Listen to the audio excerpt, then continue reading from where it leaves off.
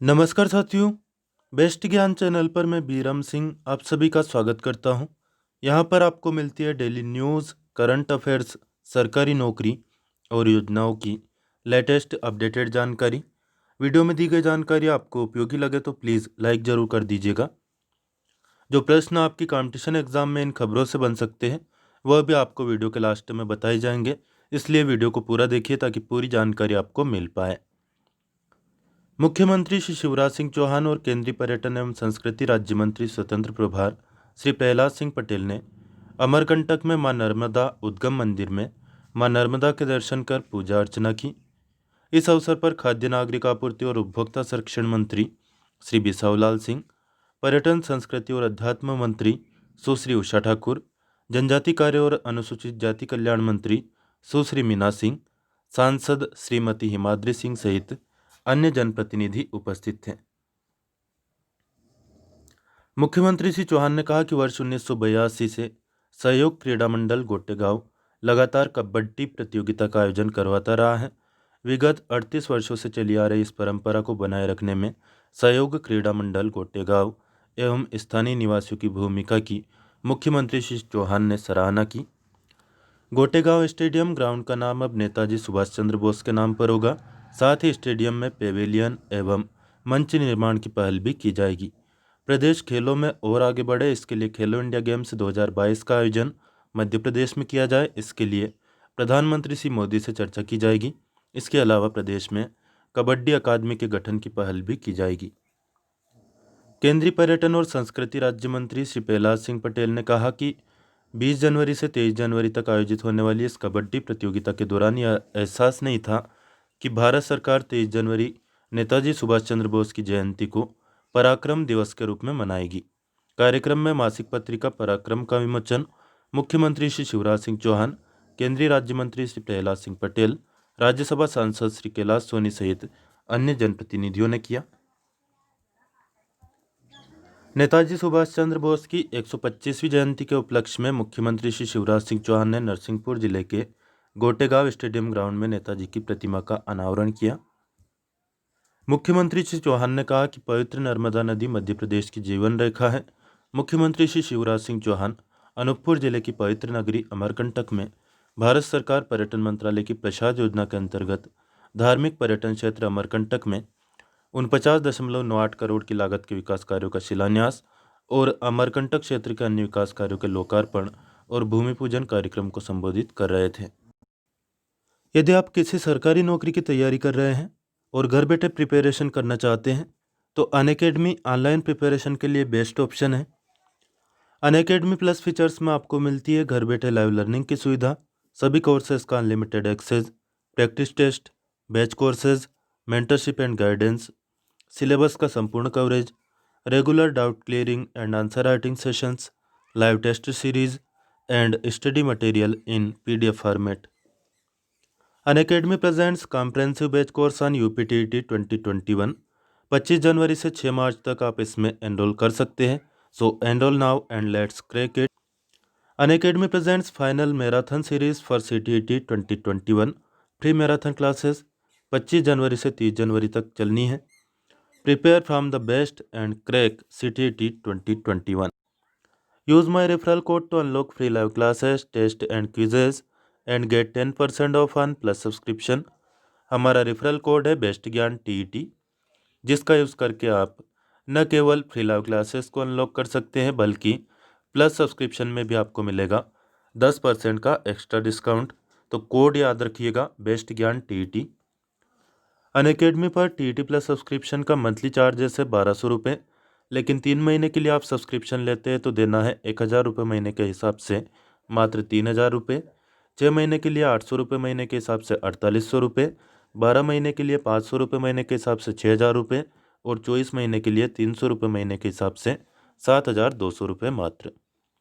India's best educators for all subjects, all batches, one subscription. इन सभी सुविधाओं का लाभ उठाने के लिए आप जा सकते हैं वीडियो के नीचे डिस्क्रिप्शन में जो लिंक दी हुई है और वहां पर क्लिक करके अनअकैडमी ज्वाइन कर सकते हैं।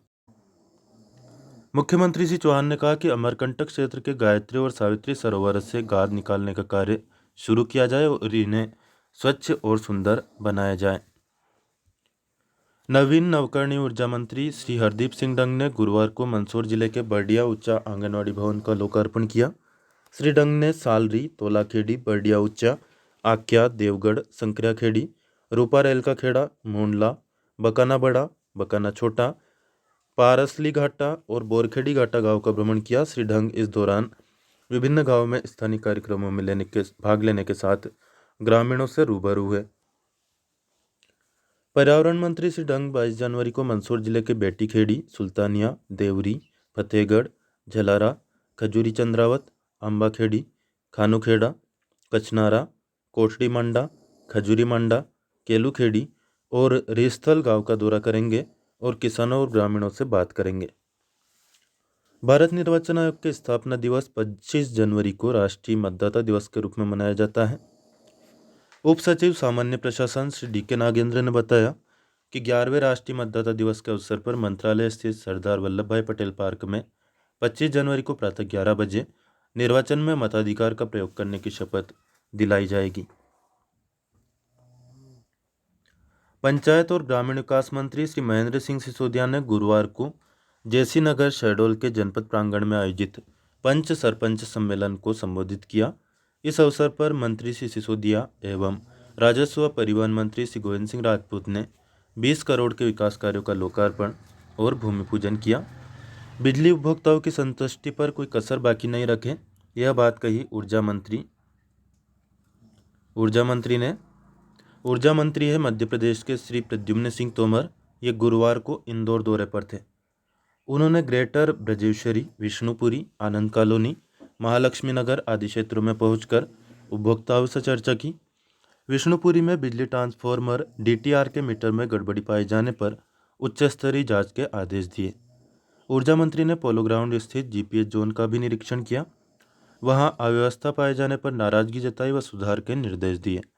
ऊर्जा मंत्री श्री तोमर ने पोलो ग्राउंड स्थित कंपनी में मुख्यालय में बिजली कंपनी के वरिष्ठ अधिकारियों की मीटिंग ली। उन्होंने कहा कि उपभोक्ता सेवा के लिए कमर कसकर कार्य करें।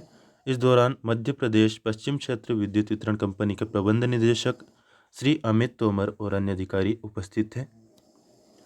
मध्य क्षेत्र विद्युत वितरण कंपनी के अटेंडेंस प्रणाली प्रयास को सफलता के 5 वर्ष पूरे हो गए हैं।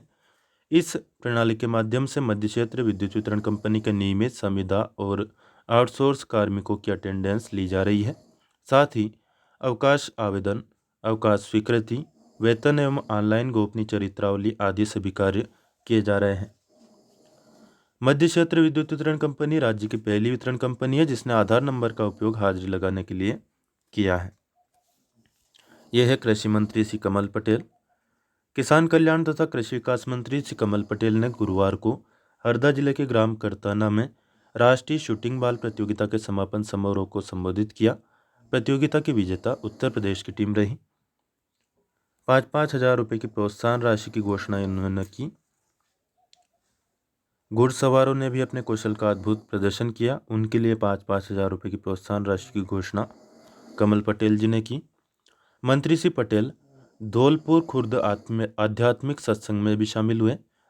कृषि मंत्री श्री कमल पटेल टिमरनी तहसील के ग्राम धौलपुर खुर्द में आयोजित श्री राघवेंद्र जी महाराज अयोध्या धाम की श्री राम कथा का श्रवण किया। उन्होंने गादी पीठ की पूजा अर्चना भी की।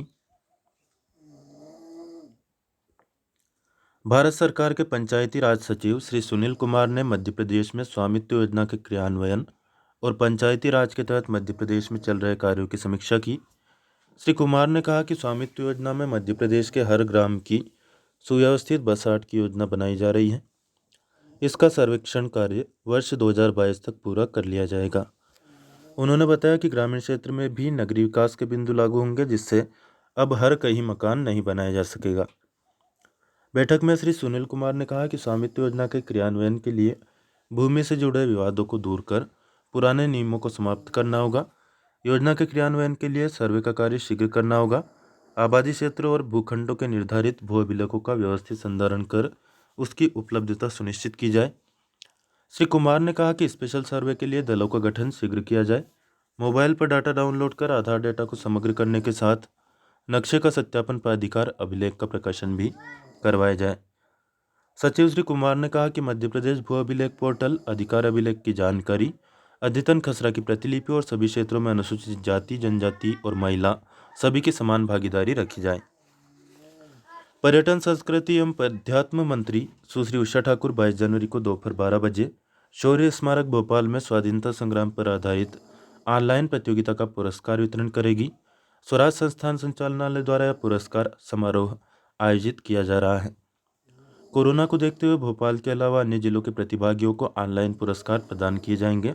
इस अवसर पर नेताजी सुभाष चंद्र बोस के 125वें जन्म वर्ष के उपलक्ष्य में नेताजी पर केंद्रित चित्र प्रदर्शनी भी आयोजित होगी।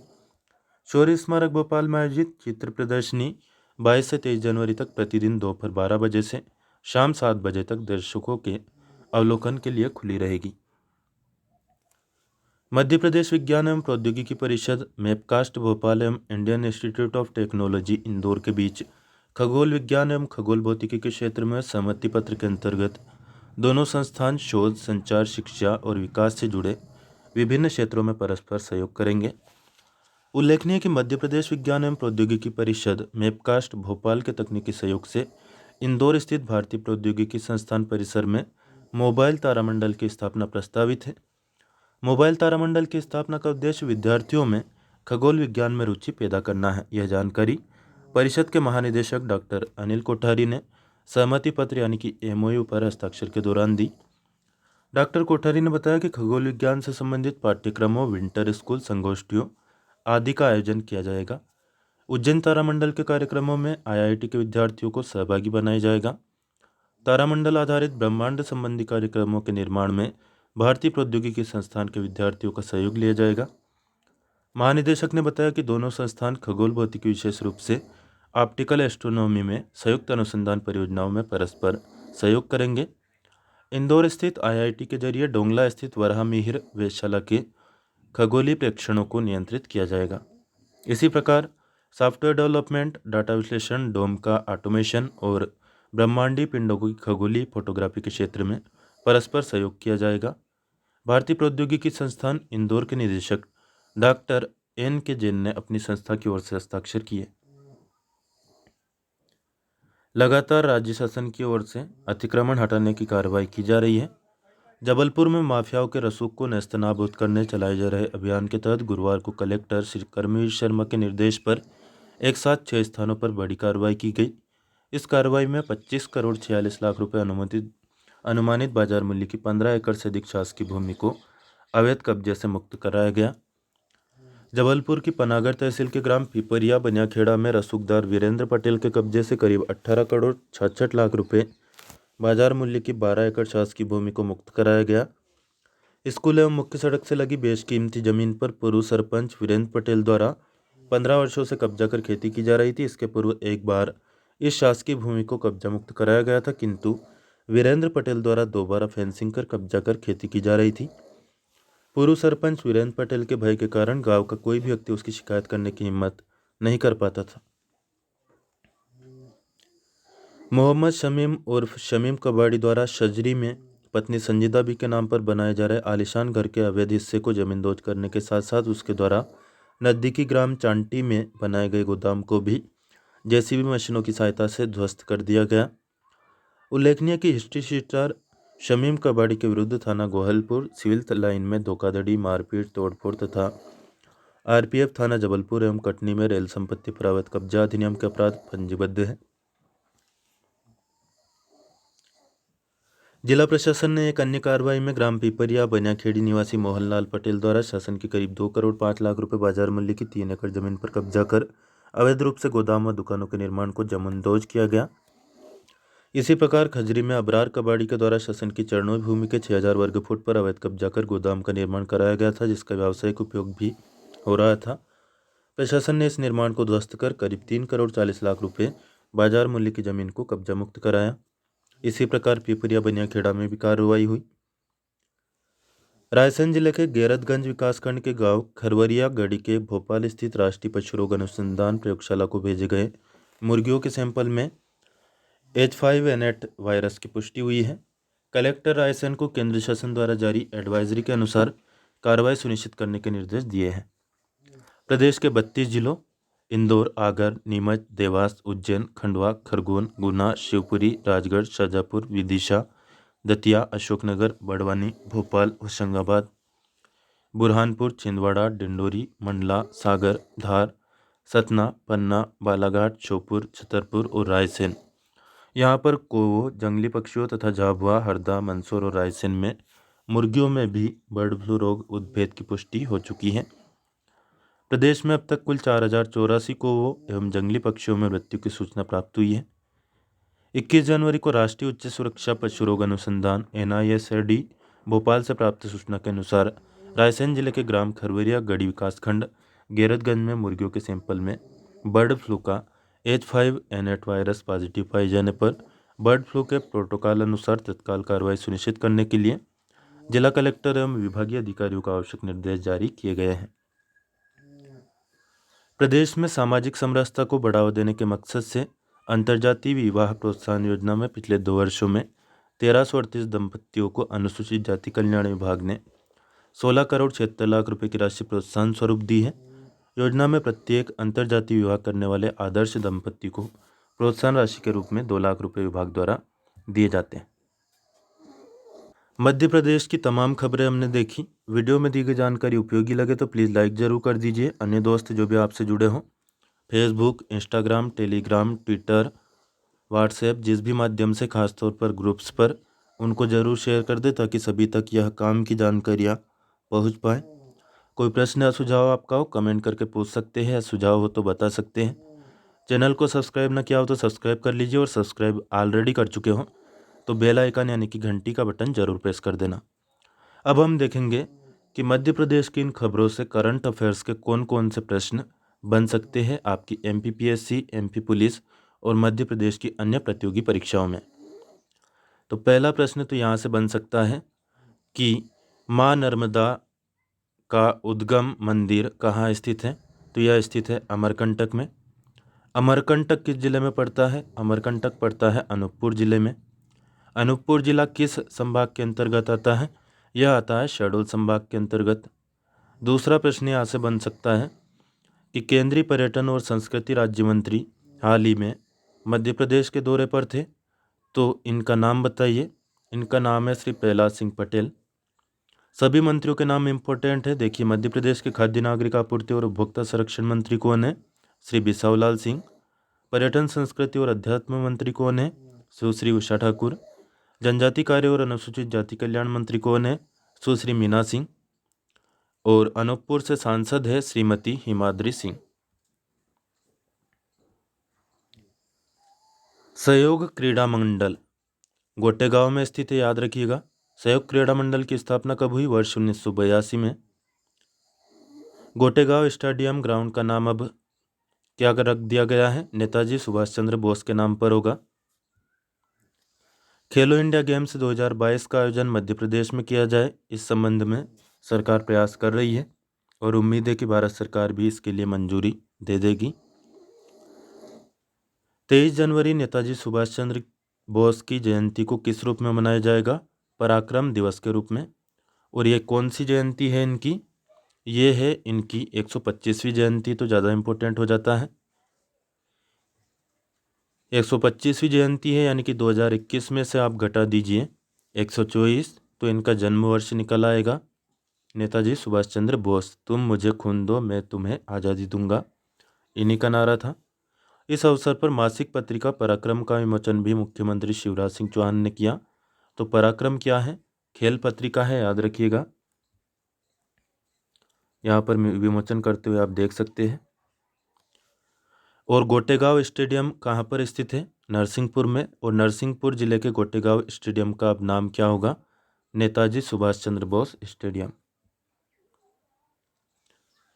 अमरकंटक अनूपपुर जिले के अंतर्गत आता है, याद रखिएगा। नर्मदा का उद्गम स्थल है। हाल ही में यहाँ पर लगभग 50 करोड़ की लागत के विकास कार्यों का शिलान्यास किया गया। किस योजना के अंतर्गत? प्रसाद योजना के अंतर्गत।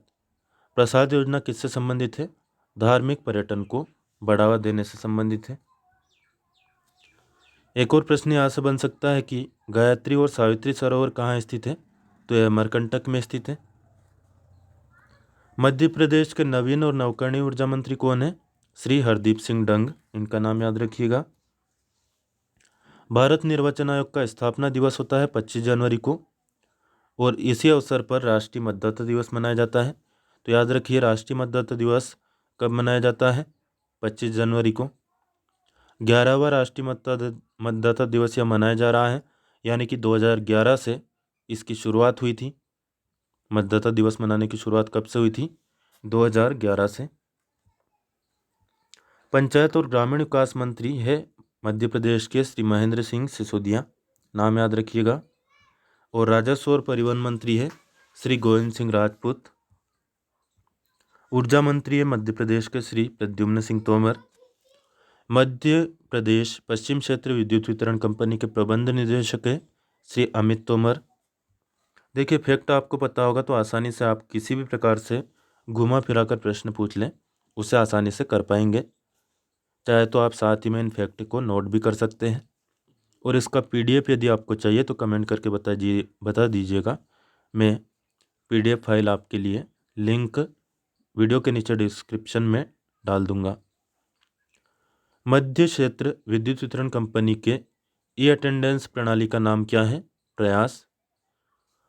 एक और प्रश्न यहाँ से बन सकता है कि मध्य प्रदेश की पहली वितरण कंपनी कौन सी है जिसने आधार नंबर का उपयोग हाजिरी लगाने के लिए किया है? तो ये है मध्य क्षेत्र विद्युत वितरण कंपनी। और इसका मुख्यालय कहाँ पर स्थित है? भोपाल में स्थित है। किसान कल्याण और कृषि विकास मंत्री कौन है मध्य प्रदेश के? श्री कमल पटेल। एक प्रश्न यहाँ से भी बन सकता है कि हाल ही में राष्ट्रीय शूटिंग बाल प्रतियोगिता का आयोजन कहाँ पर हुआ? तो यह हुआ हरदा जिले के ग्राम करताना में, राष्ट्रीय शूटिंग बाल प्रतियोगिता।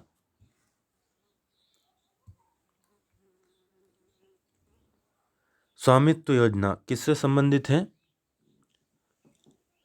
ग्रामीण आबादी को भूमि का अधिकार देने से संबंधित है। हर ग्राम की सुव्यवस्थित बसाहट की योजना इसके अंतर्गत बनाई जा रही है। इसका सर्वेक्षण का कार्य वर्ष 2022 तक पूरा करने का लक्ष्य है। पर्यटन, संस्कृति और अध्यात्म मंत्री कौन है मध्य प्रदेश की? सुश्री उषा ठाकुर। याद रखिएगा, केंद्रीय पर्यटन मंत्री हैं श्री प्रहलाद सिंह पटेल, लेकिन मध्य प्रदेश के पर्यटन, संस्कृति और अध्यात्म मंत्री हैं सुश्री उषा ठाकुर। शौर्य स्मारक कहाँ पर स्थित है? भोपाल में स्थित है। स्वराज संस्थान संचालनालय द्वारा पुरस्कार का आयोजन हाल ही में किया गया है, और यह समारोह स्वराज संस्थान संचालनालय द्वारा जो आयोजित है, शौर्य स्मारक भोपाल में आयोजित होगा पुरस्कार समारोह। नेताजी सुभाष चंद्र बोस का 125वां जन्मवर्ष है, ये काफ़ी इम्पोर्टेंट है, याद रखिएगा। मध्य प्रदेश विज्ञान एवं प्रौद्योगिकी परिषद मैपकास्ट कहाँ स्थित है? भोपाल में। मैपकास्ट और आईआईटी इंदौर के बीच में खगोल विज्ञान और खगोल भौतिकी के क्षेत्र में एमओयू हुआ है। प्रश्न बन सकता है कि हाल ही में किन दो संस्थानों के बीच में खगोल विज्ञान और खगोल भौतिकी के क्षेत्र में सहमति पत्र पर हस्ताक्षर हुए? तो मैपकास्ट भोपाल और आईआईटी इंदौर के बीच में हुए। या इससे उल्टा भी प्रश्न पूछ सकते हैं कि हाल ही में मैपकास्ट भोपाल और आईआईटी इंदौर के बीच में किस मुद्दे पर एमओयू हुआ? तो यह आपको याद रखना है। परिषद के महानिदेशक यानी कि मैपकास्ट के महानिदेशक का नाम क्या है? डॉक्टर अनिल कोठारी। और आईआईटी इंदौर के निदेशक कौन है? Doctor NK. Jain. IIT Indore के निदेशक का नाम ज़्यादा इम्पोर्टेंट है, याद रखिएगा। इसके अलावा सॉफ्टवेयर डेवलपमेंट, डाटा विश्लेषण, डोम का ऑटोमेशन और ब्रह्मांडीय पिंडों की खगोलीय फोटोग्राफी के क्षेत्र में भी सहयोग किया जाएगा। इस संबंध में भी हस्ताक्षर हुए हैं।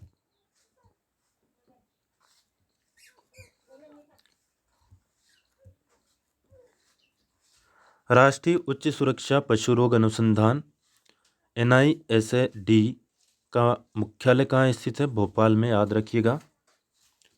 अंतर्जातीय विवाह योजना चल रही है मध्य प्रदेश की, अंतर्जातीय विवाह प्रोत्साहन योजना। इसमें अंतर्जातीय विवाह पर आदर्श दंपति को प्रोत्साहन राशि के रूप में 2 लाख रुपए दिए जाते हैं। किस विभाग के द्वारा दिए जाते हैं? अनुसूचित जाति कल्याण विभाग के द्वारा दिए जाते हैं। तो यह थी दोस्तों मध्य प्रदेश की दिन भर की बड़ी खबरें। उनका सारांश हमने देखा, साथ ही में करंट अफेयर्स जो कि मध्य प्रदेश से रिलेटेड है उस पर भी नज़र डाली। वीडियो अच्छा लगे तो लाइक, शेयर और सब्सक्राइब करना बिल्कुल ना भूलें। धन्यवाद। जय हिंद, जय भारत।